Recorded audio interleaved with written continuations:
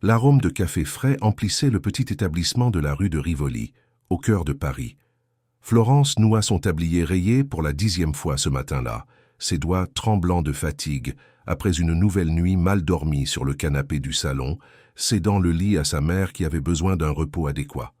24 ans, des cheveux châtains attachés en un simple chignon, des yeux qui brillaient encore d'espoir malgré les circonstances difficiles. Elle nettoya le comptoir pour la 3e fois, vérifiant l'horloge au mur. 7h15 du matin. Il arriverait d'un moment à l'autre. La clochette de la porte tinta doucement, et Florence sentit son cœur se serrer d'un mélange de compassion et de détermination. Il était là, Monsieur Marcel, comme elle avait découvert qu'il s'appelait quelques semaines auparavant. Un homme qui paraissait avoir plus de 80 ans, courbé par le poids de décennies vécues, portant toujours les mêmes vêtements simples et usés, un manteau marron avec des pièces visibles au coude, un pantalon en velours côtelé qui avait dû être vert mais qui était maintenant d'une couleur indéfinissable. Ses chaussures, bien que propres, avaient des semelles qui se décollaient. Ce qui touchait le plus Florence, cependant, c'étaient ses mains.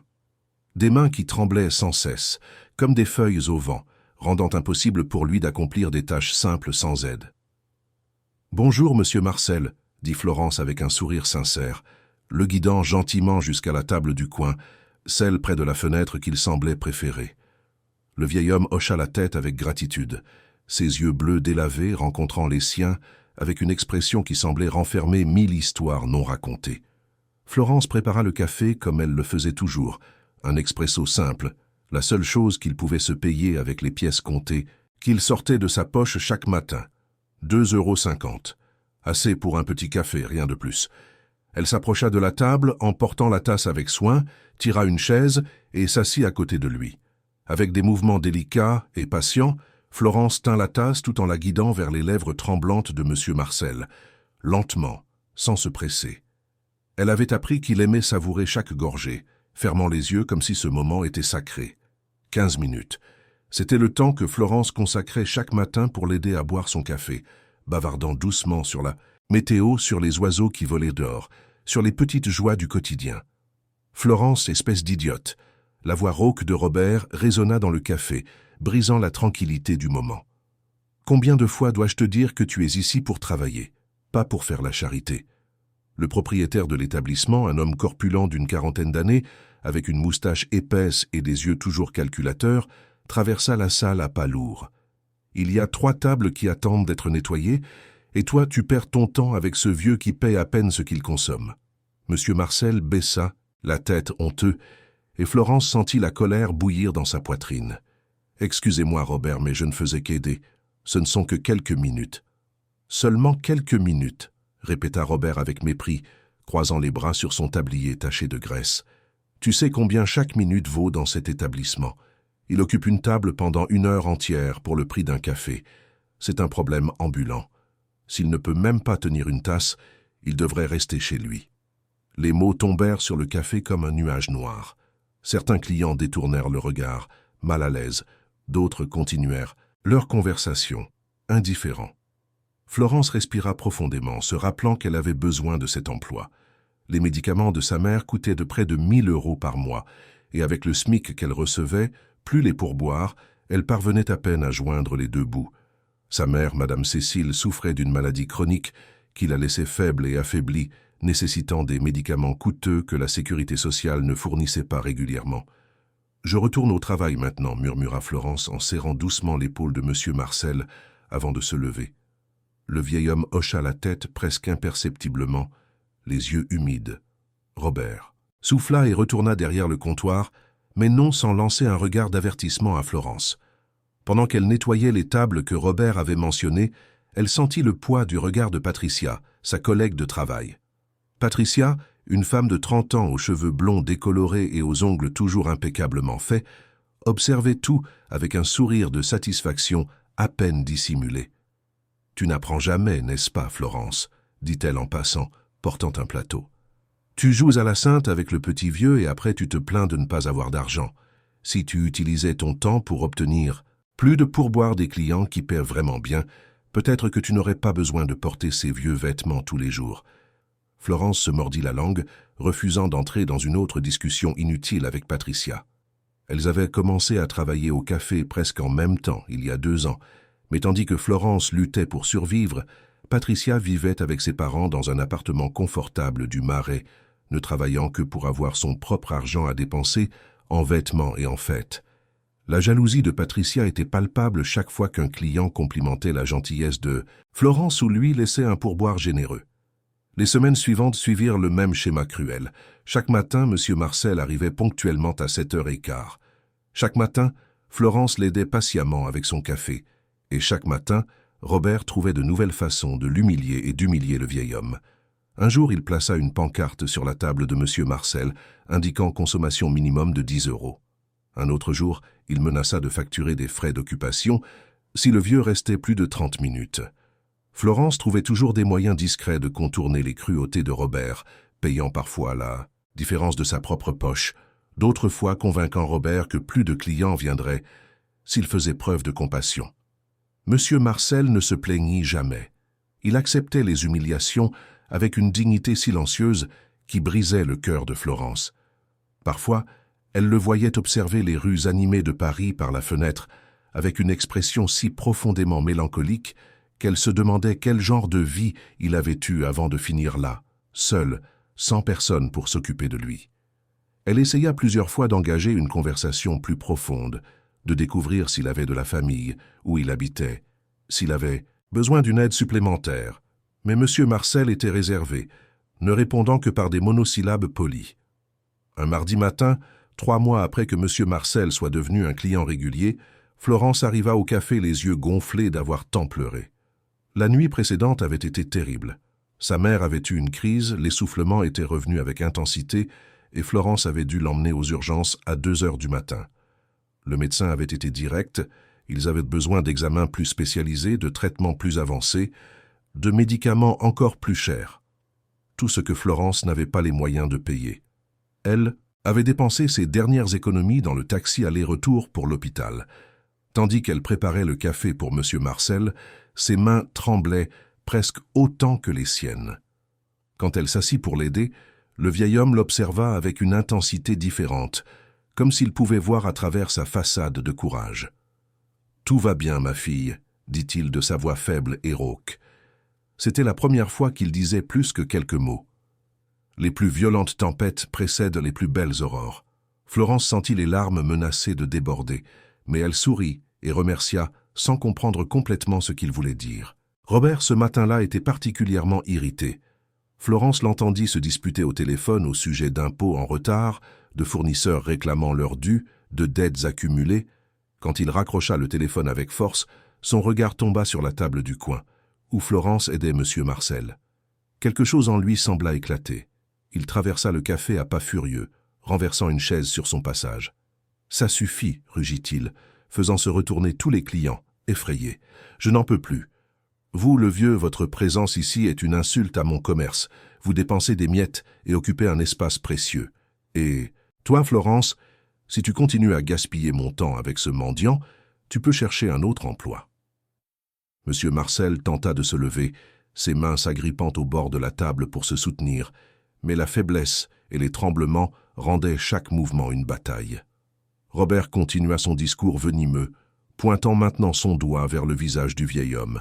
« Les gens comme vous devraient avoir honte de sortir dans la rue. Vous n'avez pas de famille pour prendre soin de vous. Vous n'avez probablement même pas de maison. » C'est alors que quelque chose d'inattendu se produisit. La porte du café s'ouvrit avec force, la clochette tintant frénétiquement. 3 hommes entrèrent, vêtus de costumes impeccables de coupe italienne, de cravates en soie, de chaussures qui brillaient même sous la faible lumière de l'établissement. Derrière eux, 2 gardes du corps à la carrure athlétique portant des lunettes de soleil et des écouteurs. Le silence qui s'installa fut absolu. Robert s'arrêta au milieu de sa tirade, la bouche encore ouverte, les yeux écarquillés. Florence serra instinctivement la main de M. Marcel, comme pour le protéger d'une cruauté supplémentaire. Les hommes en costume regardèrent autour du café avec des expressions sérieuses et professionnelles. Le plus grand d'entre eux, un homme d'environ 50 ans aux cheveux grisonnants parfaitement coiffés, fit un pas en avant. « Nous cherchons M. Marcel Tavares. annonça-t-il d'une voix ferme et autoritaire. Tous les yeux se tournèrent vers la table du coin, où le vieil homme restait assis, maintenant avec une expression que Florence ne parvenait pas à déchiffrer. Était-ce de la peur, du soulagement, ou était-ce quelque chose de complètement différent? Florence sentit son cœur s'emballer. Florence regarda M. Marcel, s'attendant à voir de la confusion ou de la peur dans ses yeux, mais ce qu'elle y trouva fut un calme surprenant. Le vieil homme hocha lentement la tête, comme s'il avait attendu ce moment. L'homme aux cheveux grisonnants s'approcha de la table à pas mesurés, suivi par les deux autres avocats et par les gardes du corps qui restèrent près de la porte. « Monsieur Tavares, dit-il respectueusement, en inclinant légèrement la tête, « nous vous prions de nous excuser pour cette intrusion, mais nous avons besoin que vous veniez avec nous. Il y a eu une situation urgente. » Robert, encore paralysé derrière le comptoir, retrouva enfin sa voix. « Attendez une minute, qui êtes-vous? Qu'est-ce qui se passe? Ici? C'est mon établissement et je ne permets pas que vous entriez comme ça sans crier gare. » L'avocat ne jeta même pas un regard en direction de Robert. Au lieu de cela, il sortit de la poche intérieure de son veston une fine mallette en cuir et la posa sur la table, loin de la tasse de café. « Monsieur Tavares est Marcel Tavares, président et actionnaire principal du groupe Tavares Entreprises, un conglomérat qui possède des actifs d'une valeur d'environ 8 milliards d'euros, incluant des entreprises de construction, des hôtels, des centres commerciaux et des promoteurs immobiliers dans toute la France. » Le sol sembla se dérober sous les pieds de Florence. Elle regarda M. Marcel, cet homme fragile aux vêtements rapiécés qu'elle avait aidé tous les jours, et ne parvint pas à assimiler l'information. Des milliards d'euros. C'était impossible. Ce devait être une erreur, mais l'expression sur le visage des avocats était absolument sérieuse. Robert laissa échapper un rire nerveux et incrédule. « C'est ridicule, balbutia-t-il. Ce vieux a à peine de quoi se payer un café. Vous êtes clairement au mauvais endroit. » Un des autres avocats, plus jeune, avec des lunettes à monture fine, ouvrit une mallette et commença à feuilleter des documents. « Monsieur Robert Fonseca, propriétaire de cet établissement, n'est-ce pas? Nous avons ici un dossier assez complet sur vos activités commerciales. Irrégularités en droit du travail, fraude fiscale, violation des normes sanitaires. L'administration fiscale sera très intéressée par ce matériel. » Le ton était froid, professionnel, mortel. Robert pâlit visiblement, ses mains agrippant le bord du comptoir. Patricia, qui avait observé toute la scène avec une stupéfaction croissante, recula d'un pas, comme si elle voulait disparaître entre les tables. Florence tenait toujours la main de M. Marcel, son esprit tourbillonnant, en essayant de comprendre. « Pourquoi ?» murmura-t-elle finalement, en se tournant vers lui. « Pourquoi avez-vous fait ça? Pourquoi vous être déguisé ?» Le vieil homme la regarda avec des yeux qui semblaient maintenant porter un poids immense, non pas de pauvreté, mais de solitude. « Ma femme », commença-t-il d'une voix étranglée. Elle disait toujours que la véritable mesure d'une personne ne réside pas dans ce qu'elle possède, mais dans la manière dont elle traite ceux qui ne peuvent rien lui offrir en retour. Quand elle est partie, il y a 2 ans, elle a laissé un vide que tout l'argent du monde ne peut combler. J'avais besoin d'eux. Savoir s'il existait encore une bonté sincère dans ce monde. J'avais besoin de trouver quelqu'un qui prendrait soin de moi, non pas pour ce que j'ai, mais simplement parce que c'est la bonne chose à faire. Les mots frappèrent Florence comme des vagues, l'une après l'autre. Elle sentit des larmes couler sur son visage sans pouvoir les contrôler. Pendant 3 mois, il l'avait testée non seulement elle, mais tout le monde dans le café. Et seule, elle avait réussi le test. Monsieur Marcel serra sa main avec toute la force que ses doigts tremblants lui permettaient. « Vous m'avez montré que... Ma femme avait raison, Florence. La bonté existe. La compassion existe. Et elle existe en vous. » Le moment fut interrompu par le téléphone portable de l'avocat le plus âgé, qui répondit immédiatement. Son visage, déjà sérieux, devint encore plus grave. « Monsieur Tavares, dit-il avec urgence, c'est au sujet de mademoiselle Isabelle. Elle a eu une crise. Elle est en ce moment transportée à l'hôpital américain de Paris. Le médecin a dit que c'est grave. » Monsieur Marcel tenta de se lever rapidement, mais ses jambes flanchèrent. Florence le soutint instinctivement, l'aidant à se mettre debout, tandis que les gardes du corps s'approchaient pour l'assister. « Ma fille, » murmura le vieil homme, l'angoisse évidente dans chaque syllabe. « Je dois aller la voir. Je dois être là. » Les avocats se déplacèrent avec une efficacité militaire, l'un d'eux déjà au téléphone organisant le transport, un autre ramassant les mallettes. Robert, réalisant qu'il perdait le contrôle de la situation et mu par un mélange de panique et de colère, pointa soudainement Florence du doigt. « Elle est renvoyée !» cria-t-il, sa voix stridente. « Florence, prends tes affaires et sors de mon établissement maintenant.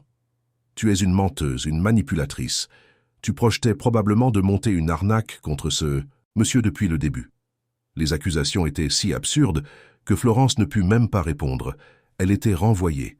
La réalité de la situation lui tomba dessus comme un seau d'eau froide. Sans emploi, sans argent pour les médicaments de sa mère, sans rien.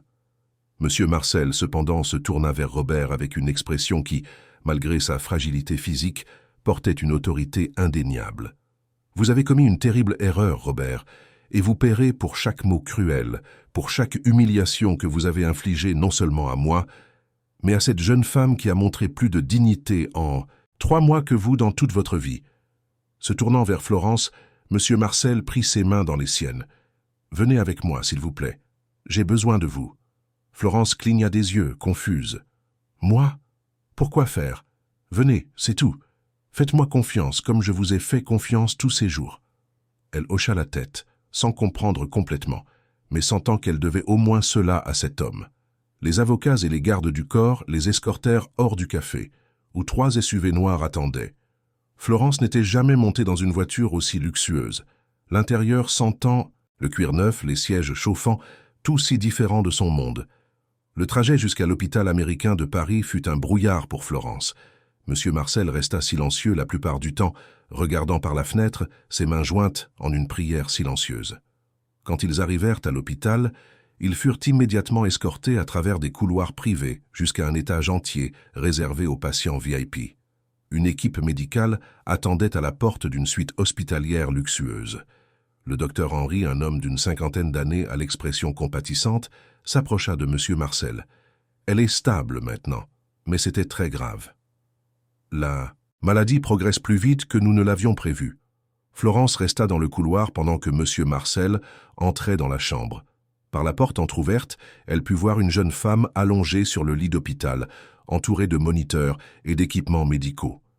Des cheveux châtains étalés sur l'oreiller blanc, une peau pâle, une fragilité qui rappelait douloureusement à Florence sa propre mère. Monsieur Marcel s'approcha du lit, tenant la main de sa fille, murmurant des mots que Florence ne pouvait pas entendre. Un des avocats, le plus jeune, s'approcha de Florence. « Mademoiselle Florence, je m'appelle Maître Antoine Martin, avocat, personnel de la famille Tavares. Monsieur Tavares m'a chargé de vous expliquer la situation. Mademoiselle Isabelle, la fille unique de Monsieur Marcel, a 26 ans et souffre d'une maladie auto-immune rare et débilitante. C'est la même maladie qui a emporté Madame Tavares il y a 2 ans. » Florence sentit son estomac se nouer. La même maladie. Les mêmes mots que les médecins avaient utilisés pour décrire ce qui avait emporté son père quand elle n'avait que 10 ans. Mademoiselle Isabelle a accès aux meilleurs médecins du monde, aux traitements les plus avancés, à tout ce que l'argent peut acheter, continua Maître Antoine. Mais ce qu'elle n'a pas, c'est une compagnie sincère, de vrais amis. Sa condition l'a isolée.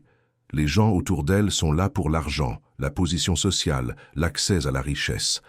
Elle vit dans une profonde solitude, entourée de luxe mais vide à l'intérieur. Monsieur Marcel craint qu'elle n'abandonne le combat. Et une personne qui abandonne, les traitements médicaux ne peuvent pas faire grand-chose pour elle. Florence regarda dans la chambre, voyant Monsieur Marcel assis au bord du lit, la tête penchée tenant la main de sa fille. Elle comprit alors. Elle comprit la solitude, le désespoir, la recherche de quelque chose de sincère dans un monde de fausseté. Maître Antoine continua, sortant maintenant une enveloppe de la poche intérieure de son veston. « Monsieur Tavares aimerait vous faire une proposition. Il souhaite vous engager comme accompagnatrice à temps plein pour sa fille. Le salaire serait de 15 000 € par mois, en plus d'un logement dans l'hôtel particulier de la famille, une assurance santé premium qui vous couvrirait, vous et votre mère, y compris tous les médicaments et traitements nécessaires. De plus, Monsieur Tavares financerait intégralement vos études supérieures. Je crois savoir que vous avez dû interrompre votre licence en sciences de l'éducation il y a 1 an pour des raisons financières. » Florence sentit ses jambes flageoler. 15 000 €, une assurance santé pour sa mère, l'université. C'était tout ce dont elle avait rêvé, tout ce qui semblait impossible. Mais il y avait quelque chose qui n'avait pas de sens. « Pourquoi moi ?» demanda-t-elle, sa voix un murmure. « Il y a des professionnels, des infirmières, des accompagnatrices formées. Pourquoi une serveuse ?» Maître Antoine sourit pour la première fois. « Parce que vous avez vu un homme fragile et que vous avez offert votre aide sans rien attendre en retour. Parce que vous avez fait preuve de patience, de gentillesse et de compassion quand il aurait été plus facile d'ignorer. Monsieur Tavares croit que ces qualités ne peuvent être enseignées dans aucune école. Vous possédez quelque chose de rare, mademoiselle Florence. Un cœur véritablement bon. C'est exactement ce dont mademoiselle Isabelle a besoin. » Florence regarda de nouveau dans la chambre, vers cette jeune femme qui, malgré toute sa richesse, semblait aussi perdue et seule qu'elle-même se sentait souvent. Elle pensa à sa mère, aux médicaments qu'elle ne pouvait pas acheter, aux factures qui s'accumulaient. Elle pensa à Robert qui l'avait renvoyée avec tant de cruauté. Et elle pensa que peut-être, juste peut-être, toute la bonté qu'elle avait offerte au monde lui revenait enfin. « J'accepte », dit-elle, les mots sortant fermement malgré les larmes qui continuaient de couler. « J'accepte la proposition. » Maître Antoine hocha la tête, satisfait, et lui tendit la main. « Bienvenue dans la famille Tavares, mademoiselle Florence. » L'hôtel particulier de la famille Tavares, à Neuilly-sur-Seine, était tout ce que Florence n'aurait jamais pu imaginer. Des portails en fer forgé qui s'ouvraient automatiquement, des jardins méticuleusement entretenus avec des fontaines et des sculptures, une construction imposante de 3 étages à l'architecture contemporaine mêlée d'éléments classiques. Lorsque la voiture franchit les portails ce premier après-midi, Florence serra fort la main de sa mère, toutes deux encore en train d'assimiler le retournement de situation surréaliste que leur vie avait pris en moins de 24 heures. Madame Cécile, malgré la faiblesse causée par sa maladie, gardait la dignité qui l'avait toujours caractérisée. « Ma fille, » murmura-t-elle en observant la demeure approcher, « es-tu sûre que nous ne rêvons pas ?» Florence serra sa main et sourit à travers les larmes. « Si c'est un rêve, maman, s'il te plaît, ne me réveille pas. » Le personnel de la maison les accueillit avec un professionnalisme chaleureux. La gouvernante Maryse, une dame de 60 ans aux cheveux attachés en chignon et au sourire accueillant, leur montra les appartements qu'elles occuperaient. Une suite complète au 2e étage, avec une chambre spacieuse, une salle de bain privée avec baignoire d'hydromassage, un dressing et un balcon avec vue sur le jardin. Meubles en bois noble, draps en coton égyptien, tableaux originaux au mur. « Madame Cécile restera ici, » expliqua Maryse, « et dès demain une équipe médicale viendra faire une évaluation complète. Monsieur Tavares a déjà pris des rendez-vous avec les meilleurs spécialistes de Paris. » Madame Cécile se mit à pleurer, les mains tremblantes en touchant les meubles, comme si elle avait besoin de confirmer qu'ils étaient réels. Florence la serra fort dans ses bras, toutes deux se permettant enfin de ressentir le soulagement, la gratitude, l'espoir que peut-être les choses pourraient s'améliorer. Après avoir installé sa mère et l'avoir aidée à se reposer, Florence fut conduite au 3e étage où se trouvaient les appartements d'Isabelle. Maryse frappa doucement à la porte avant d'ouvrir. « Mademoiselle Isabelle est sortie de l'hôpital ce matin. Elle est impatiente de vous rencontrer. » Florence entra dans une chambre qui ressemblait plus à une galerie d'art. De larges fenêtres laissaient entrer la lumière naturelle, des étagères remplies de livres, un piano à queue dans un coin, des peintures originales que Florence reconnut de musées qu'elle n'avait visitées que lors d'excursions scolaires. Et là, assise dans un fauteuil près de la fenêtre, se trouvait Isabelle. Même fragile et pâle, il y avait en elle une beauté délicate, de grands yeux marrons expressifs, des cheveux qui tombaient en vagues douces sur ses épaules, des mains fines tenant un livre qu'elle ne lisait manifestement pas. Quand Isabelle vit Florence, son visage s'illumina d'un sourire timide mais sincère. « Vous devez être Florence. Mon père n'arrête pas de parler de vous. » La voix était douce, musicale, mais portait une lassitude qui allait au-delà du physique. Florence s'approcha, ne sachant pas exactement comment agir. « Bonjour Isabelle, c'est un plaisir de vous rencontrer. » Isabelle lui fit signe de s'asseoir dans le fauteuil à côté. « S'il vous plaît, laissons les formalités de côté. Appelez-moi juste Isa. Tout le monde m'appelle Mademoiselle Tavares et ça me donne l'impression d'avoir 80 ans. » Florence rit, sentant immédiatement une connexion. Elles parlèrent pendant des heures ce premier après-midi. Isabelle parla de sa vie, de la façon dont la maladie avait commencé quand elle avait 19 ans, de la perte de sa mère à cause de la même maladie, de la solitude de vivre dans une cage dorée où personne ne voyait la vraie personne derrière le nom de famille et la fortune. Florence, à son tour, partagea sa propre histoire, la lutte pour survivre, la responsabilité de prendre soin de sa mère, les rêves reportés d'obtenir son diplôme en sciences de l'éducation pour travailler avec les enfants. Isabelle écoutait avec une attention sincère, posant des questions, faisant preuve d'une réelle empathie. « Vous avez perdu votre père de la même maladie que moi, dit-elle doucement. Ça doit être difficile d'être ici, de me voir comme ça. » Florence secoua la tête. « Ce n'est pas difficile. C'est une chance de faire la différence, d'être présente de la manière dont j'aurais aimé que quelqu'un le soit pour mon père. » Les jours suivants établirent une routine qui semblait presque magique pour Florence. Elle se réveillait tôt, prenait son petit déjeuner avec Madame Cécile, qui allait déjà visiblement mieux avec les nouveaux médicaments et le suivi médical constant. Ensuite, elle passait la journée avec Isabelle. Elles lisaient ensemble, parlaient de tout et de rien, regardèrent des films, faisèrent de petites promenades dans les jardins de la demeure, quand Isabelle se sentait assez forte. Florence apprit à reconnaître les signes de fatigue. Quand Isabelle avait besoin de se reposer, comment la distraire pendant les traitements douloureux? Monsieur Marcel observait tout avec une satisfaction évidente. Il avait recommencé à porter des vêtements appropriés à son statut, des costumes impeccables, des montres chères. Mais aux yeux de Florence, il serait toujours ce monsieur fragile qu'elle aidait à boire son café. Une semaine après son installation dans la demeure, monsieur Marcel l'appela pour une conversation dans son bureau. C'était une pièce imposante, avec un bureau en acajou massif, des étagères jusqu'au plafond remplies de livres de commerce et de droit, de grandes fenêtres avec vue sur Paris. « Florence, » dit-il, en lui faisant signe de s'asseoir, « je n'ai pas assez de mots pour vous remercier de ce que vous faites pour Isabelle. En une semaine, j'ai vu plus de vie dans ses yeux qu'au cours des 6 derniers mois. Vous avez apporté quelque chose qu'aucun traitement médical n'a pu apporter. L'espoir. » Florence sentit ses joues rougir. « C'est moi qui vous remercie, monsieur Marcel. Vous avez changé la vie de ma mère et la mienne. Je ne pourrai jamais vous le rendre. » Le vieil homme d'affaires sourit, mais le sourire disparut rapidement, remplacé par une expression sérieuse. « Malheureusement, je dois vous informer d'une situation désagréable. Mon avocat, maître Antoine, a reçu une notification aujourd'hui.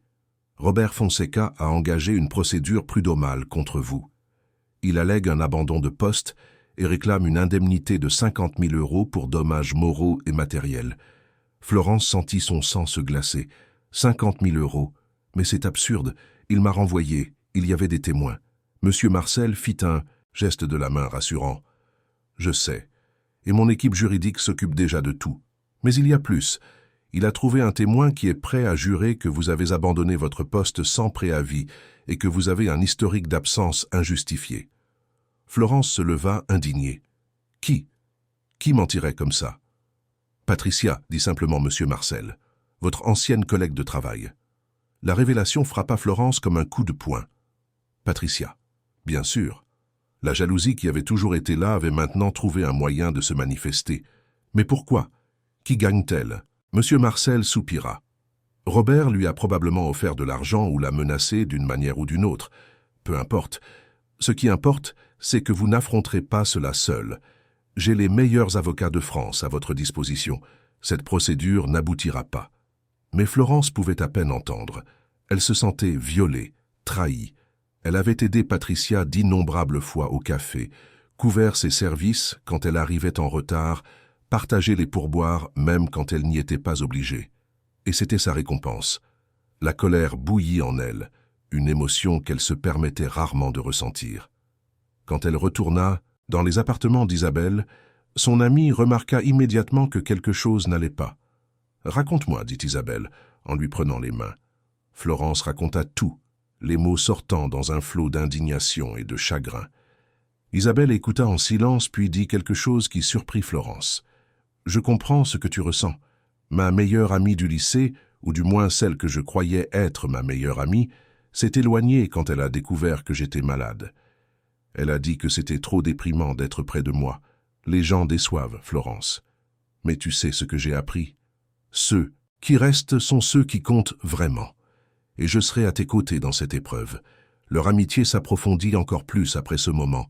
Elles se mirent à partager non seulement du temps, mais aussi leur vulnérabilité, leurs peurs, leurs rêves. Isabelle révéla qu'elle avait toujours voulu être peintre, mais que la maladie rendait difficile de tenir les pinceaux longtemps. Florence suggéra qu'elles peignent ensemble, et bientôt la chambre d'Isabelle fut remplie de toiles colorées, certaines techniquement imparfaites, mais toutes pleines de vie et d'émotion. Florence parla de son rêve de travailler avec les enfants, de faire une différence dans l'éducation. Isabelle commença à rechercher des programmes de bourse et des opportunités, prévoyant de l'aider dès que tout serait réglé.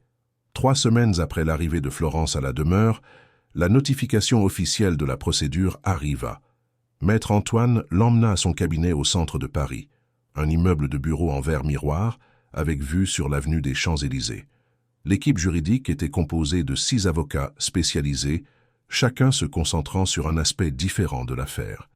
Ils la préparèrent méticuleusement, répétant son témoignage, rassemblant des preuves, parlant avec des clients du café qui pourraient témoigner en sa faveur.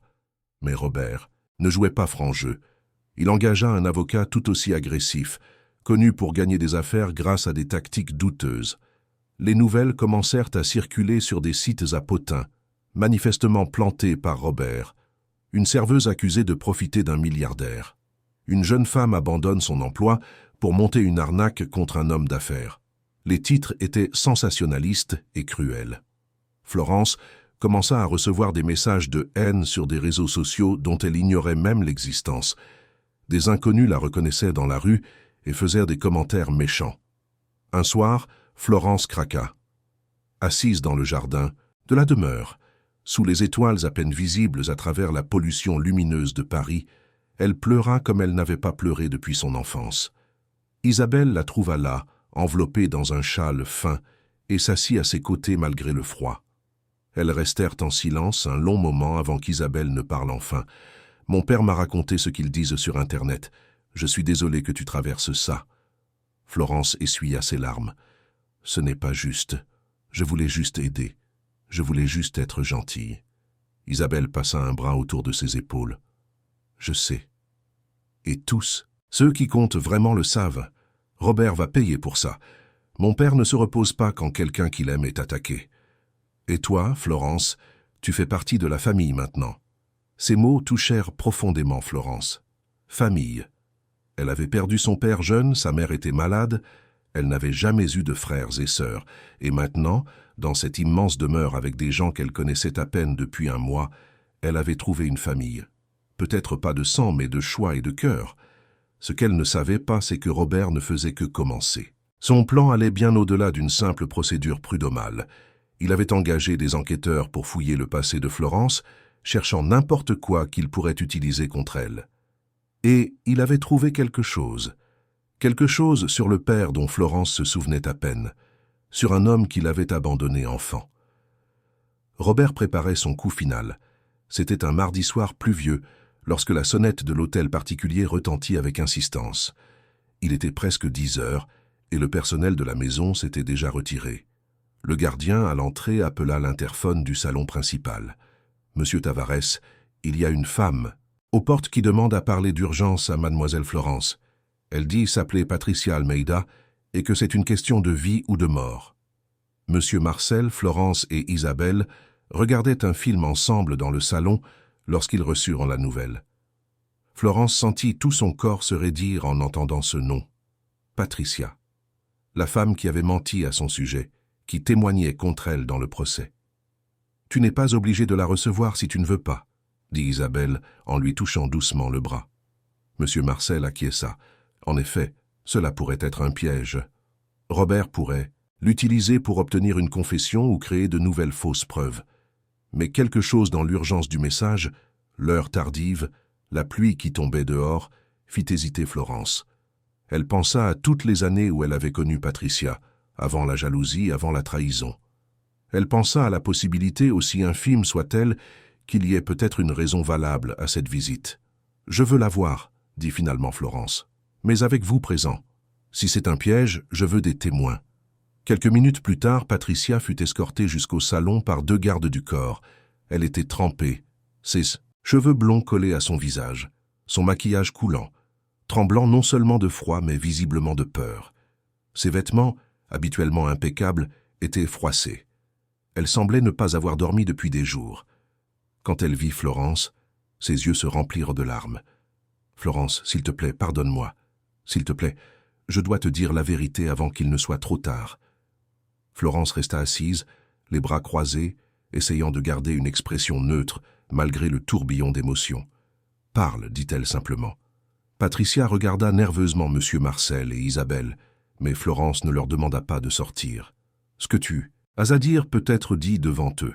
C'est ma famille. » Patricia hocha la tête, essuyant ses larmes du dos de la main. « Tout ce que j'ai dit dans le procès est un mensonge. Robert m'a forcé à mentir. Il m'a menacé, a dit qu'il allait me renvoyer, qu'il allait répandre des mensonges sur moi, qu'il allait détruire ma réputation. J'avais peur. Je suis une lâche. Mais ce n'est même pas le pire. » Elle sortit de la poche de son manteau une pochette en plastique, la protégeant de l'eau. D'une main tremblante, elle la tendit à Florence. À l'intérieur se trouvaient des photographies et des documents. Florence ouvrit la pochette et sentit son estomac se retourner. C'étaient des photos d'elle avec M. Marcel, mais manipulées numériquement pour paraître suspectes. L'une la montrait tenant sa main d'une manière qui semblait intime plutôt que solidaire. Une autre la montrait entrant dans une voiture de luxe avec lui, l'image modifiée pour supprimer les avocats et les gardes du corps qui étaient également là. Une troisième la montrait recevant de l'argent de sa part, alors qu'en réalité elle l'aidait simplement à compter des pièces pour le café. Robert a engagé un spécialiste de la retouche d'image, continua Patricia, la voix étranglée. Il a des dizaines de photos comme ça. Il va les présenter comme preuve que tu montais une arnaque contre M. Marcel depuis le début, que tu avais tout planifié, que ta gentillesse n'était qu'une façade pour approcher un homme riche. M. Marcel se leva, son visage habituellement doux maintenant dur comme de la pierre. C'est de la diffamation à une échelle monumentale. Il sera poursuivi et emprisonné pour cela. Patricia secoua la tête frénétiquement. Il y a plus, bien plus. Elle sortit un autre document de la pochette. Celui-ci n'était pas mouillé car il était dans un sac en plastique. C'était un vieil article de journal, jauni par le temps. Le titre donna à Florence l'impression que le sol venait de disparaître sous ses pieds. Homme condamné pour escroquerie et falsification de documents. Et là, sur la photo granuleuse et ancienne, se trouvait le visage dont elle se souvenait à peine. Son père, Charles-Albert Leroy, l'homme qui l'avait abandonné quand elle avait 7 ans, qui avait disparu de leur vie et dont sa mère n'aimait jamais parler. Robert a engagé des détectives privés, expliqua Patricia, les mots sortant rapidement comme si elle devait tout déverser avant de perdre son courage. Ils ont découvert que ton père a été poursuivi et condamné il y a 20 ans pour avoir escroqué des personnes âgées. Il prétendait se lier d'amitié avec des personnes vulnérables, puis volait leurs économies. Robert prévoit de présenter cela aux médias, de faire croire que tu as hérité des tendances criminelles de ton père, que tu fais exactement ce qu'il faisait, que manipuler les personnes âgées est dans ton sang. Florence ne pouvait plus respirer. Les murs semblaient se refermer sur elle. Isabelle s'approcha immédiatement, lui tenant les mains. « Respire. Florence, doucement. Tu n'es pas ton père, tu n'es pas responsable de ce qu'il a fait. » Mais Florence pouvait à peine entendre. Des souvenirs longtemps enfouis commencèrent à refaire surface. Elle se souvenait vaguement d'hommes frappant à la porte de leur maison, de sa mère en pleurs, des voisins qui chuchotaient. Elle se souvenait d'avoir dû changer d'école au milieu de l'année, sa mère changeant de nom de famille, essayant de recommencer. Leroy. Elle avait repris le nom de jeune fille de sa mère pour échapper aux stigmates. Monsieur Marcel s'approcha de Patricia, sa voix froide et contrôlée. « Quand Robert prévoit-il de divulguer cela ?»« Demain, répondit-elle. Il a organisé une conférence de presse pour demain à 15 heures. Il va présenter les fausses photos, le passé de son père, tout. Il invite tous les principaux médias. Il veut transformer cela en un scandale national. Il veut détruire complètement la réputation de Florence et par la même occasion ternir la vôtre, monsieur Tavares. Il va suggérer que votre entreprise est infiltrée par des escrocs. « Pourquoi nous racontes-tu ça » réussit enfin à dire Florence, sa voix un murmure rauque. « Pourquoi maintenant » Patricia tomba à genoux, sanglotant. Parce que je ne peux plus vivre avec ça. Parce que je me regarde dans le miroir et je ne reconnais pas la personne que je suis devenue. Parce que tu as toujours été bonne avec moi. Tu m'as toujours aidé. Et je t'ai payé par la trahison. Parce que Robert m'a demandé de faire quelque chose que je ne peux pas faire. Il m'a demandé de m'introduire dans la demeure et de planter de fausses preuves dans ta chambre. De la drogue, de l'argent volé, n'importe quoi pour t'incriminer encore plus. Et j'ai finalement compris que si je faisais ça, il n'y aurait plus de retour en arrière. Je serais aussi mauvaise que lui. Le silence qui suivit fut lourd. Florence regarda cette femme à ses pieds, qui avait toujours été mesquine et jalouse, mais jamais vraiment méchante. Il y avait une différence, réalisa Florence, entre la faiblesse et la méchanceté. Patricia était faible, facilement manipulable, mais il y avait une limite qu'elle ne pouvait pas franchir. « Lève-toi », dit doucement Florence. Patricia la regarda avec espoir et peur. « Tu as commis de terribles erreurs, tu as menti sur moi, tu m'as trahi, tu m'as causé de la souffrance. Mais tu es venu ici, sous la pluie, risquant la colère de Robert, pour m'avertir. Ça compte. Avez-vous d'autres informations » demanda M. Marcel, déjà en mode homme d'affaires, planifiant la contre-attaque. Patricia hocha la tête. « J'ai des enregistrements audio. Robert s'est vanté de tout son plan devant moi, dans les moindres détails. Il est arrogant. Il n'a pas pensé que je pourrais le trahir. J'ai commencé à enregistrer nos conversations sur mon téléphone il y a 2 semaines, quand j'ai commencé à me sentir mal à propos de tout ça. Je l'ai avouant les fausses photos, le plan d'utiliser le passé du père de Florence, de soudoyer des témoins, les enquêteurs qu'il a engagés. Tout. M. Marcel et Florence échangèrent un regard. Cela changeait tout. Maître Antoine fut appelé immédiatement, même s'il était presque minuit. Il arriva en moins de 30 minutes, accompagné de 2 autres avocats et d'un expert en preuves numériques. Patricia fut emmenée dans le bureau de M. Marcel, où elle passa les 4 heures suivantes à fournir tous les détails, à remettre les enregistrements, à expliquer chaque partie du plan de Robert. Les enregistrements étaient accablants. La voix de Robert était claire, sans déguisement, décrivant exactement comment il prévoyait de détruire Florence.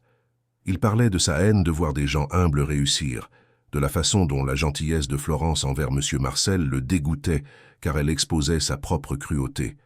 Il parlait de la façon dont il allait utiliser les médias pour créer un cirque, de la façon dont il avait déjà des journalistes corrompus, prêts à publier tout ce qu'il demanderait. Tout y était, chaque détail sordide de son plan d'extorsion et de diffamation. Maître Antoine écouta tout avec une expression de plus en plus grave. Quand Patricia eut terminé, il était plus de 3 heures du matin. Il se tourna vers M. Marcel. « Nous avons suffisamment de matériel non seulement pour la défendre dans la procédure prud'homale, mais pour poursuivre Robert pour diffamation, falsification de documents, complot en vue d'extorsion, harcèlement, entre autres. Il passera des années à gérer des procès. Mais nous devons agir vite. S'il fait cette conférence de presse demain, même si nous prouvons plus tard que tout est faux, le mal sera déjà fait. Alors nous ferons notre propre conférence de presse, dit M. Marcel, sa voix portant l'autorité de décennies à la tête d'empires commerciaux, à la même heure que la sienne. Nous inviterons les mêmes médias, et nous exposerons tout publiquement. Les mensonges, les manipulations, les enregistrements. Nous allons retourner la situation contre lui. Isabelle, qui était restée silencieuse à observer toute la scène, prit enfin la parole. « J'y serai. Je défendrai Florence publiquement. Je veux que tout le monde sache quel genre de personne elle est vraiment. » Florence était épuisée physiquement et émotionnellement. Le poids de ce qui allait arriver, l'exposition publique, la révélation du passé de son père qu'elle avait gardé comme un secret honteux pendant tant d'années. Mais en regardant autour d'elle, en voyant M. Marcel prêt à se battre pour elle, Isabelle déterminée à la défendre, les avocats travaillant sans relâche et même Patricia qui s'était rachetée en risquant tout pour faire ce qui était juste, Florence sentit quelque chose s'éveiller en elle. Ce n'était pas seulement de la colère ou un désir de vengeance, c'était de la dignité. C'était le refus de permettre à quelqu'un comme Robert de définir qui elle était. L'équipe travailla toute la nuit à préparer la contre-attaque. Des experts en imagerie forensique furent appelés pour analyser et prouver la falsification des photos. Une présentation fut préparée avec les enregistrements audio. Des témoins du café furent contactés. et acceptèrent de témoigner. Le passé de Robert fut examiné en profondeur, révélant une série d'irrégularités en droit du travail, de fraude fiscale et de pratiques commerciales douteuses. Lorsque le soleil se leva sur Paris ce mercredi-là, l'équipe Tavares était prête pour la bataille. Robert avait complètement sous-estimé ceux contre qui il se battait, et il était sur le point de découvrir le prix de son arrogance et de sa cruauté. L'hôtel Plaza Athénée, l'un des plus luxueux de Paris, avait été choisi par Robert pour accueillir sa conférence de presse. À 14h45, le salon de réception était bondé de journalistes, de caméras, de photographes et de curieux. Robert avait assuré une couverture maximale, promettant un scandale impliquant l'un des hommes d'affaires les plus riches du pays. La salle bourdonnait de spéculation et d'anticipation. Personne ne savait que dans le salon adjacent, séparé seulement par une cloison mobile, une autre conférence de presse était préparée simultanément. Florence était assise sur une chaise en coulisses, les mains glacées malgré la chaleur de la journée. Elle portait un ensemble simple mais élégant qu'Isabelle avait insisté pour qu'elle porte, une robe bleu marine qui transmettait sérieux et dignité. Sa mère était assise à côté d'elle, lui tenant la main, enfin assez forte pour être présente grâce au traitement qu'elle recevait. Madame Cécile semblait avoir rajeuni de 10 ans au cours des dernières semaines, sa peau retrouvant des couleurs, ses yeux brillant à nouveau de vie. Isabelle entra dans la salle de préparation vêtue d'un tailleur blanc, paraissant fragile, mais avec une détermination inébranlable dans le regard.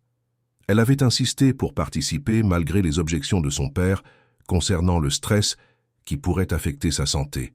« Je suis plus forte maintenant que je ne l'ai été depuis des années », avait-elle argumenté. Et c'est grâce à Florence. Je ne la laisserai pas affronter ça seule. Monsieur Marcel, vêtu d'un de ses impeccables costumes italiens, les rassembla tous pour une dernière conversation avant que les portes ne s'ouvrent. Robert croit avoir l'avantage, dit-il, sa voix calme mais ferme. Il croit que sa cruauté et ses mensonges prévaudront parce qu'ils ont toujours prévalu auparavant. Mais aujourd'hui, il apprendra qu'il y a une limite, qu'il y a des gens prêts à se battre pour ce qui est juste. Maître Antoine vérifia les documents une dernière fois, les enregistrements audio testés et prêts à être diffusés, les analyses forensiques des fausses photos imprimées et organisées. Patricia était dans une pièce séparée, protégée par des gardes du corps, prête à témoigner lorsqu'on l'appellerait. Dans le salon principal, Robert montait sur la scène installée pour l'occasion. Il était visiblement confiant, un sourire arrogant aux lèvres, saluant des connaissances dans l'assistance. À ses côtés, son avocat, un homme corpulent en costume gris qui transpirait de nervosité malgré la climatisation. Robert avait préparé une présentation élaborée, des diapositives avec les photos manipulées, des documents sur le passé du père de Florence et même une vidéo montée montrant des moments au café sortis de leur contexte. « Bonjour », commença Robert, sa voix amplifiée par les microphones. « Je vous remercie tous de votre présence. Aujourd'hui, je vais révéler un scandale qui implique non seulement une tentative d'escroquerie contre l'un des hommes les plus riches de France, mais aussi des questions de sécurité, d'infiltration et de manipulation qui affectent notre société. » Il appuya sur un bouton et la première image apparut sur l'écran derrière lui. C'était l'une des photos manipulées de Florence avec Monsieur Marcel. « Cette jeune femme, continua Robert avec un dramatisme étudié, Florence Leroy, a travaillé dans mon établissement pendant 2 ans. Pendant ce temps, j'ai observé des comportements suspects. Elle manifestait un intérêt excessif pour un client qui se présentait comme un homme simple. Ce que j'ignorais alors, c'est qu'elle avait déjà enquêté sur sa véritable identité et exécuté un plan élaboré pour l'approcher. Les appareils photos crépitaient frénétiquement, les journalistes notaient chaque mot. Robert était dans son élément, savourant chaque instant. C'est alors que la cloison entre les salons s'ouvrit. Le bruit fut assourdissant tandis que la paroi mobile glissait, révélant la seconde scène où attendaient Monsieur Marcel, Florence, Isabelle, Madame Cécile et l'équipe complète d'avocats. La confusion fut instantanée. Les journalistes couraient d'un côté à l'autre, les caméras pivotaient, les voix se superposaient dans un chaos absolu. Robert resta paralysé sur scène, son sourire se figeant puis disparaissant complètement en voyant qui se trouvait dans le salon adjacent. Monsieur Marcel se dirigea vers son propre microphone avec la dignité de celui qui a commandé des empires pendant des décennies. « Je vous prie de m'excuser pour cette interruption inhabituelle, dit-il, sa voix perçant le tumulte. Mais il m'a semblé approprié que les deux versions de cette histoire soient présentées simultanément. Ainsi, la vérité et le mensonge peuvent être comparés en temps réel. Robert tenta de parler, mais son microphone avait été coupé par l'équipe technique que les avocats de M. Marcel avaient stratégiquement positionné. « Je m'appelle Marcel Tavares », continua l'homme d'affaires, « et je peux confirmer que je connais mademoiselle Florence Leroy.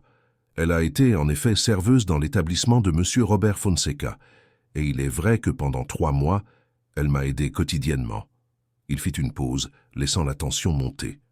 Ce que M. Fonseca n'a pas mentionné, c'est que pendant ces 3 mois, j'étais déguisé. Je me suis habillé comme un homme ordinaire, humble, pour tester le caractère des gens autour de moi. Une pratique que ma défunte épouse a toujours encouragée. La salle explosa en murmures. Robert tenta de crier quelque chose, mais sans microphone, sa voix se perdait dans le bruit. M. Marcel continua. De toutes les personnes que j'ai rencontrées pendant cette période, une seule a fait preuve d'une bonté sincère. Une seule personne a vu un être humain fragile et a offert son aide sans rien attendre en retour. Florence Leroy. Elle ne savait pas qui j'étais. Elle n'avait aucun intérêt pour ma richesse car elle croyait que je n'en avais aucune. Sa compassion était pure et désintéressée. Isabelle s'approcha du microphone, sa voix douce mais claire. « Je m'appelle Isabelle Tavares. Je suis la fille de M. Marcel et je souffre d'une maladie débilitante. Florence a été engagée pour être mon accompagnatrice, oui, mais pas parce que mon père a été trompé. Parce qu'il a reconnu en elle des qualités rares, la bonté, la patience, l'empathie sincère. En quelques semaines, elle est devenue plus qu'une employée. Elle est devenue mon amie, ma sœur, une partie de notre famille. Ce fut au tour de Maître Antoine de prendre le microphone. Maintenant, abordons les accusations spécifiques portées par M. Fonseca. Il appuya sur un bouton et des images commencèrent à apparaître à l'écran. Voici les photographies que M. Fonseca prévoyait de présenter comme preuve de manipulation. Cependant, nous avons soumis ces images à une analyse forensique par 3 experts indépendants. Toutes ont été manipulées numériquement. Les analyses techniques apparurent à l'écran, mettant en évidence des pixels modifiés, des ombres incohérentes, des métadonnées prouvant la retouche numérique. La réaction des journalistes fut immédiate et intense. Des questions étaient criées, les caméras se concentraient alternativement sur Robert, qui avait visiblement pâli, et sur l'équipe Tavares. Mais Maître Antoine n'avait pas terminé.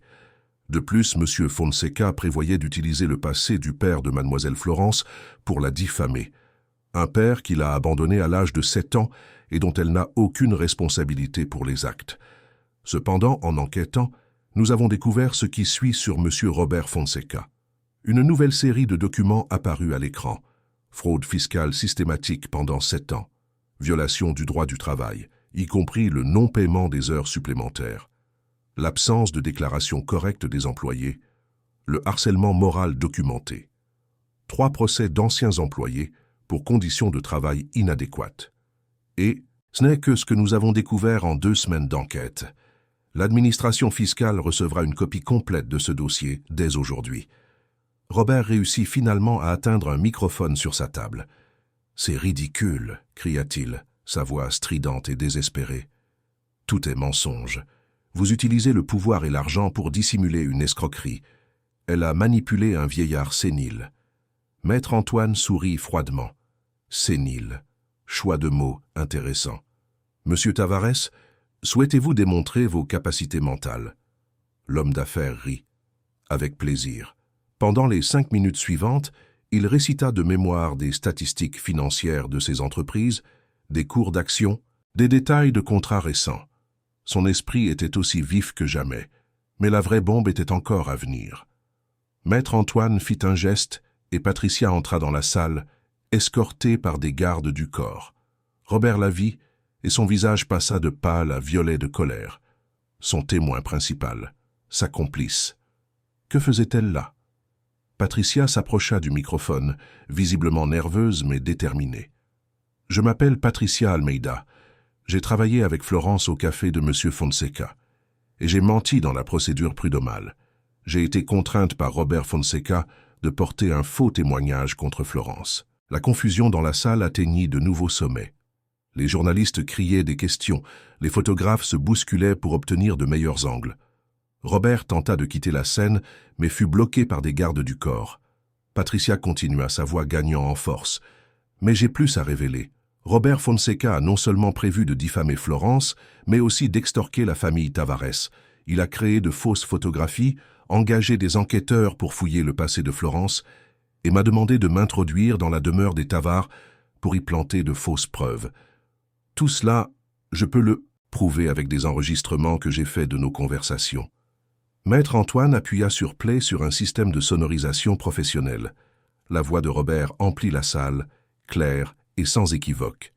Dans les enregistrements, il se vantait de son plan, décrivait en détail comment il allait manipuler les médias, riait de la façon dont il allait détruire la vie d'une jeune innocente, simplement parce que sa bonté le faisait se sentir inférieur. Il y avait 10 minutes d'enregistrements accablants et Maître Antoine diffusa les extraits les plus compromettants. L'effet fut dévastateur. Les journalistes qui semblaient sceptiques auparavant regardaient maintenant Robert avec dégoût. Les caméras capturaient chaque instant de son effondrement. Il tenta de parler, de se défendre, mais tout ce qu'il disait ne faisait qu'aggraver la situation. Son avocat avait déjà abandonné la scène, courant littéralement vers la sortie. C'est alors que 2 officiers de la police judiciaire entrèrent dans la salle. « Robert Fonseca, annonça l'un d'eux, vous êtes en état d'arrestation pour enquête sur des faits de falsification de documents, complot en vue d'extorsion, harcèlement et diffamation.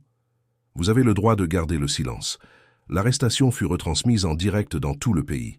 Robert criait à l'injustice, à la persécution, mais ses mots étaient vides face au poids des preuves. Tandis qu'il était escorté dehors, Florence s'approcha enfin du microphone. Sa voix trembla au début, mais gagna en fermeté à mesure qu'elle parlait. « Je ne suis pas parfaite. Je viens d'un milieu modeste. Mon père a commis de terribles erreurs qui me font honte. Mais j'ai appris que nous ne sommes pas définis par nos origines ou par les erreurs de nos parents. Nous sommes définis par les choix que nous faisons. J'ai choisi d'aider un homme que je pensais être seul, non pas pour ce qu'il pouvait me donner, mais parce que c'était la bonne chose à faire. Et ce choix a changé ma vie de manière que je n'aurais jamais imaginée. Il m'a apporté une famille, a redonné espoir à ma mère, m'a offert une amitié que je chéris plus que toute richesse. » Elle regarda Isabelle, qui souriait les larmes aux yeux. « Si c'est ça une escroquerie, alors j'espère que plus de gens commettront des escroqueries de bonté et de compassion dans ce monde. » La salle explosa en applaudissements. Non seulement de la part des invités de la famille Tavares, mais aussi des journalistes, des employés de l'hôtel, des gens qui étaient entrés par curiosité et qui repartaient en ayant été témoins de quelque chose d'extraordinaire. Isabelle rejoignit Florence, la serrant fort dans ses bras. Monsieur Marcel posa ses mains sur leurs épaules, des larmes coulant sur son visage vieilli. Madame Cécile pleurait de bonheur, même Patricia pleurait, mais pour la première fois depuis des semaines, c'étaient des larmes de soulagement. Les nouvelles se répandirent rapidement. En quelques heures, le nom de Florence était en tendance sur les réseaux sociaux, mais maintenant avec des hashtags de soutien et d'admiration. Les titres qui la diffamaient, auparavant célébraient maintenant son histoire. Une serveuse bienveillante dément les accusations avec dignité. Un homme d'affaires cupide arrêté en tentant de détruire une jeune innocente. La vraie richesse est dans la bonté.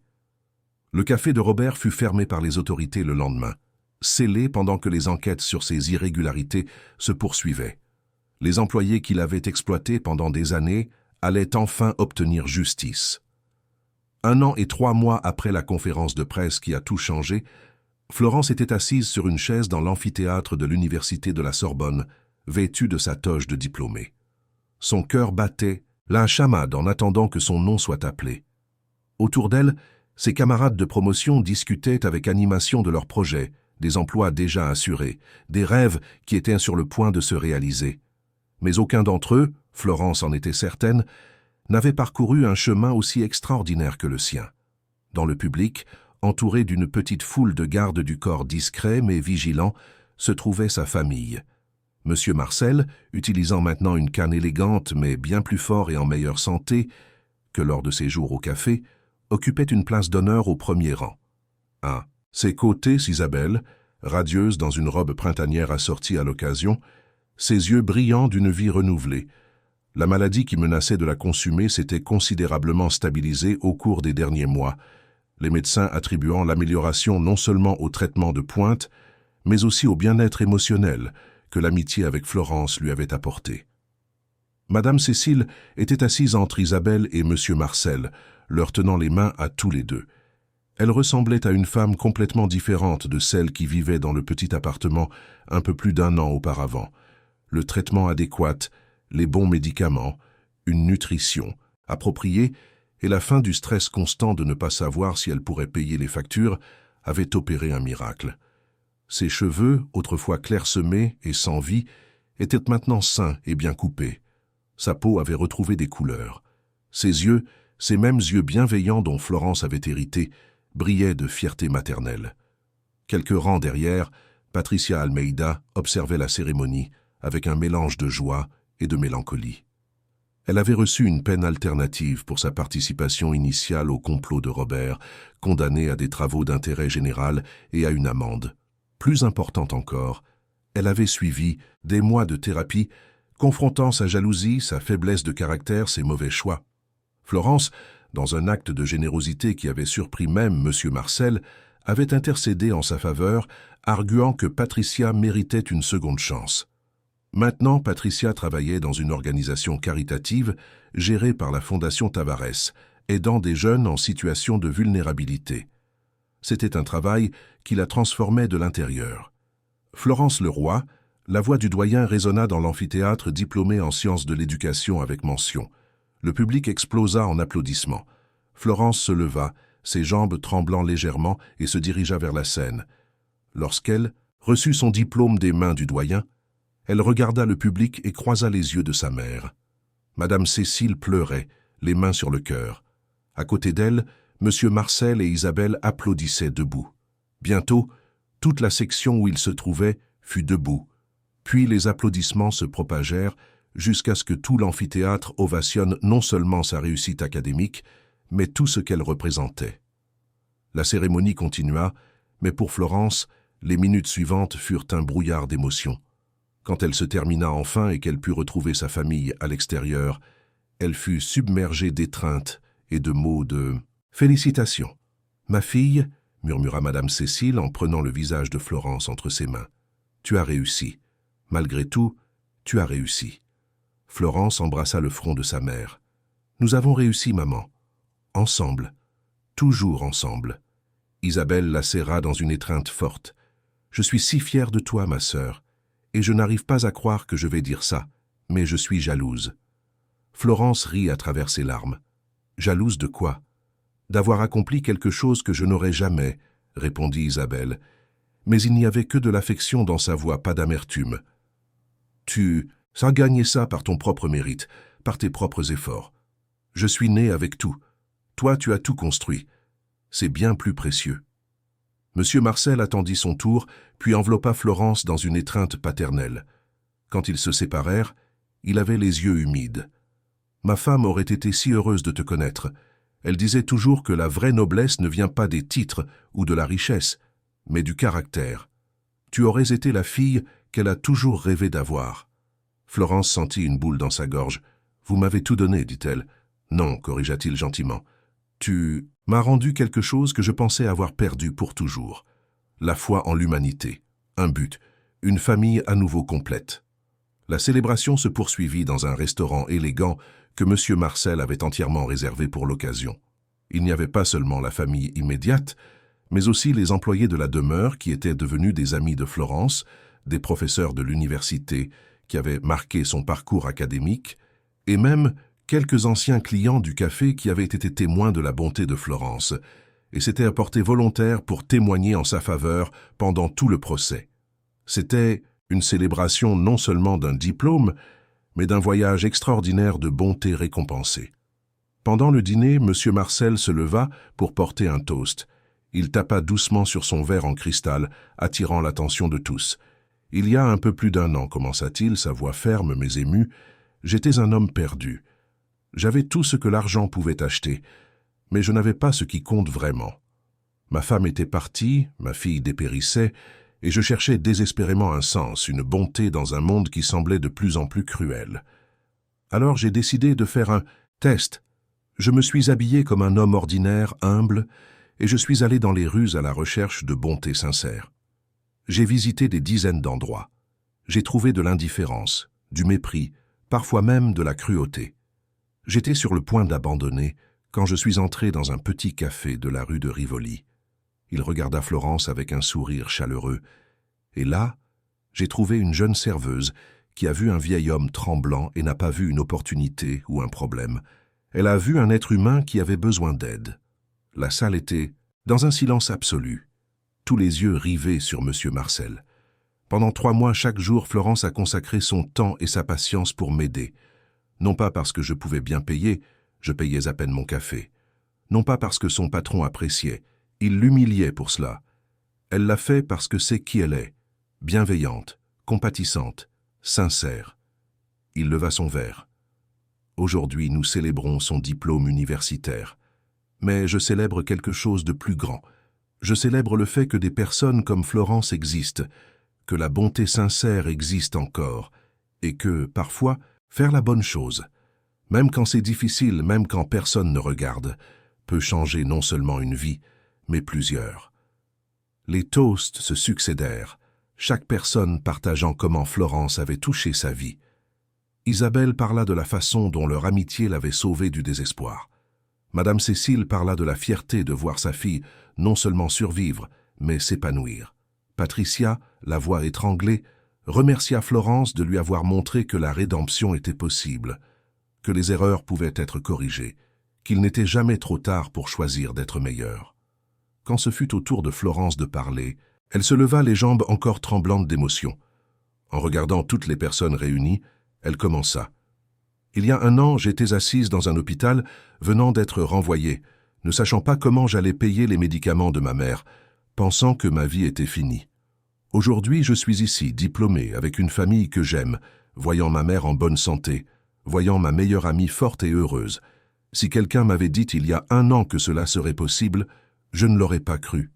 Mais j'ai appris quelque chose d'important dans ce voyage. J'ai appris que la bonté n'est pas une faiblesse. J'ai appris qu'aider quelqu'un, même quand c'est inopportun, même quand personne ne vous remercie, même quand vous avez vos propres problèmes, ça compte. Ça compte de manière que nous ne pouvons pas prévoir. » Elle regarda M. Marcel. « Quand j'aidais M. Marcel à boire son café chaque matin, je ne pensais pas à des récompenses. Je faisais juste ce que ma mère m'a appris. Voir l'être humain, pas les circonstances. Et cela a changé ma vie. Mais plus importante encore, continua-t-elle en regardant maintenant Isabelle, cela m'a donné quelque chose qu'aucun argent ne peut acheter.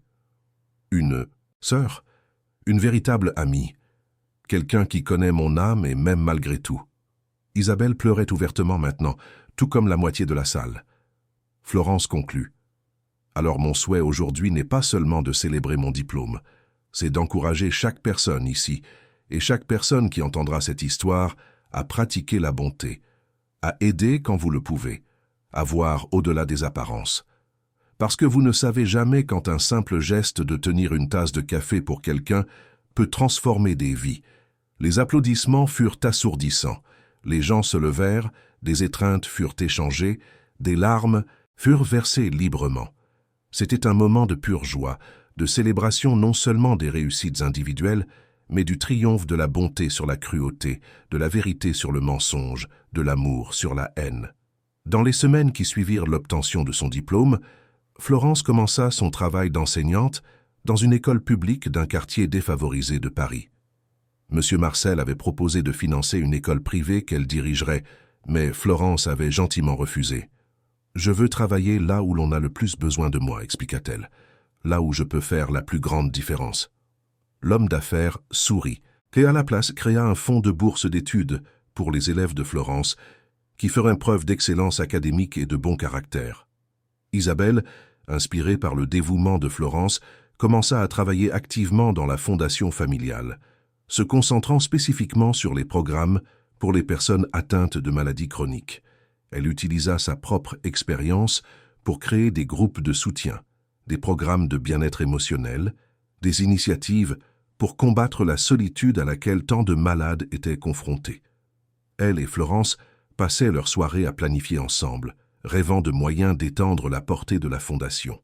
Quand, à Robert, il fit face à un long procès pénal. Les preuves contre lui étaient accablantes, les enregistrements fournis par Patricia, le dossier d'irrégularité fiscale et professionnelle, les témoignages d'employés qu'il avait exploités et humiliés. Il fut reconnu coupable de multiples chefs d'accusation et condamné à des années de travaux d'intérêt général, à de lourdes amendes et à l'interdiction de gérer toute entreprise pendant une décennie. Son café fut vendu pour payer ses dettes et le nouveau propriétaire le transforma en un établissement qui valorisait autant ses employés que ses clients. Un samedi après-midi ensoleillé, exactement 1 an, et, demi après cette conférence de presse transformatrice, Florence et Isabelle décidèrent de faire une visite. Elles marchèrent ensemble le long de la rue de Rivoli jusqu'à arriver au café, maintenant avec un nouveau nom, une nouvelle direction, mais occupant le même espace. La table du coin, celle près de la fenêtre, était toujours là. Elles commandèrent 2 cafés et s'assirent exactement là où Florence avait l'habitude de s'asseoir avec M. Marcel. « Ces jours te manquent-ils » demanda doucement Isabelle, en observant Florence regarder par la fenêtre. Florence réfléchit un instant. C'étaient des jours difficiles, des jours de lutte, d'incertitude, de peur, pour l'avenir. Mais il y avait aussi de la beauté en eux, la simplicité d'un geste bienveillant, la pureté d'aider sans rien attendre en retour. Elle sourit à Isabelle. « Et ces jours m'ont amené à toi. Alors non, ils ne me manquent pas, mais je leur suis reconnaissante. » Elle restèrent là pendant 1 heure, discutant, riant, observant la vie se dérouler dans les rues animées de Paris. 2 jeunes femmes, de mondes complètement différents, unies par des circonstances extraordinaires et transformées par une bonté mutuelle. En se levant pour partir, Florence laissa un pourboire généreux à la serveuse qui les avait servis. La jeune femme, qui ne devait pas avoir plus de 20 ans, la remercia avec un sourire fatigué mais sincère. Florence lui serra brièvement la main. « Continuez à être gentille, » dit-elle. « On ne sait jamais comment un simple geste peut tout changer. » En retournant à la voiture qui les attendait, Isabelle passa son bras sous celui de Florence. « Tu sais, » dit-elle pensivement, « si quelqu'un écrivait notre histoire, personne n'y croirait. C'est trop extraordinaire. » Florence rit. « Peut-être. Mais je pense que c'est ce qui rend la vie intéressante. On ne sait jamais quand on va trouver de la magie, dans les endroits les plus inattendus. Parfois dans un simple café, parfois dans un geste de bonté, parfois dans une amitié qui ne devrait pas exister, mais qui devient la chose la plus importante de votre vie. » Ce soir-là, toute la famille Tavares, y compris Florence, Madame Cécile et même Patricia qui avait été progressivement réintégrée au cercle, se réunit à la demeure pour un dîner. C'était une tradition qu'ils avaient établie, un dîner de famille tous les vendredis où l'on ne parlait ni d'affaires ni de problèmes, seulement de joie, de rêves et de gratitude. Maryse prépara un festin, et tous s'assirent à la grande table de la salle à manger, qui, selon M. Marcel, n'avait pas été aussi pleine de vie depuis des décennies. Alors qu'ils partagèrent le repas et les histoires de la journée, Florence regarda autour de la table. Elle vit sa mère rire d'une blague qu'Isabelle avait racontée, ses yeux brillants de santé et de bonheur.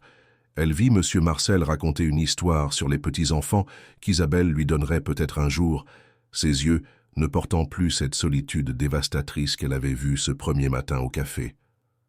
Elle vit Isabelle, sa sœur de cœur, radieuse et pleine de projets pour l'avenir.